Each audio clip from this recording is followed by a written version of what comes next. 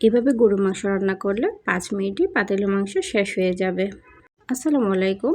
আজকে আপনাদের জন্য নিয়ে এসেছি গরুর মাংসের স্পেশাল একটি রেসিপি। আশা করি ভিডিওটি সবার কাছে ভালো লাগবে।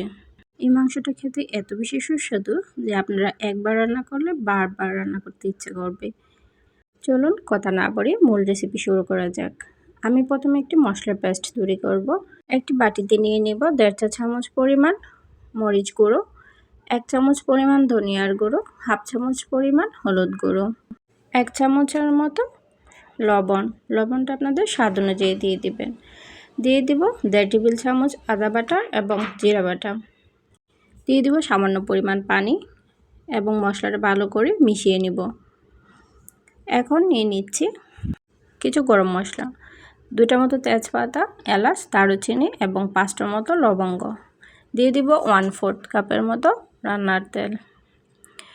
তেলটা যখন গরম হয়ে আসবে গরম মশলাগুলো দিয়ে সামান্য একটু ভেজে নেব। এখন দিয়ে দিব 1 কাপের চেয়ে সামান্য কম পেঁয়াজ কুচি। পেঁয়াজটা যখন সামান্য নরম হয়ে যাবে এই পর্যায়ে দিয়ে দিব আস্ত রসুন। আপনারা যদি রসুন বাটা খেতে পছন্দ করেন অবশ্যই এখানে রসুন বাটা দিবেন, কিন্তু গরুর মাংসতে আমি সবসময় আস্ত রসুন ব্যবহার করি। এখন আগে থেকে করে রাখা মশলা পেস্টটা দিয়ে দিব। এখন ভালো করে নাড়িয়ে নিচ্ছি। আমি বাটিটা ধুয়ে সামান্য পরিমাণ পানি দিয়েছি। এখন মশলাটা কষানোর জন্য আমি একটি ঢাকনা দিয়ে দেব প্রায় 10 মিনিটের পর্যন্ত।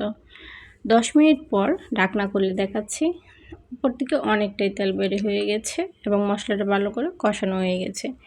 এখন দিয়ে দেব 1 কেজি পরিমাণ হাড়সহ গরুর মাংস। আপনারা যদি ঝাল বেশি খেতে চান মরিচের পরিমাণটা বাড়িয়ে দিবেন। এখন ভালো করে মিশিয়ে নিচ্ছি।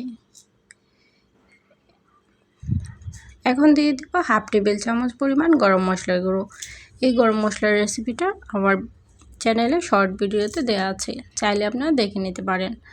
এখন ভালো করে মিশিয়ে দিব। আমি 20 মিনিটের জন্য মাংসটা রান্না করে নেব।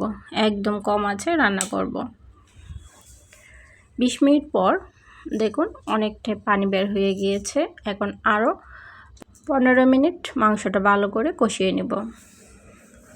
আমি যেহেতু ইন্ডাকশন চুলায় রান্না করছি সেহেতু জালটা একদম কম, আর যারা চুলায় রান্না করবেন তারা কিন্তু চুলার জালটা একদম কম রাখবেন।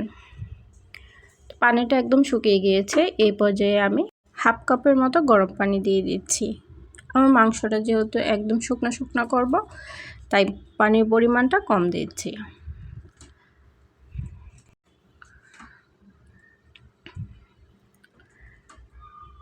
রেসিপিটা কেমন হয়েছে সেটা কিন্তু অবশ্যই কমেন্ট করে জানাবেন। আরও 30 মিনিটের মতো আমি মাংসটা রান্না করে নিয়েছি। দেখুন একদম শুকনো হয়ে গিয়েছে।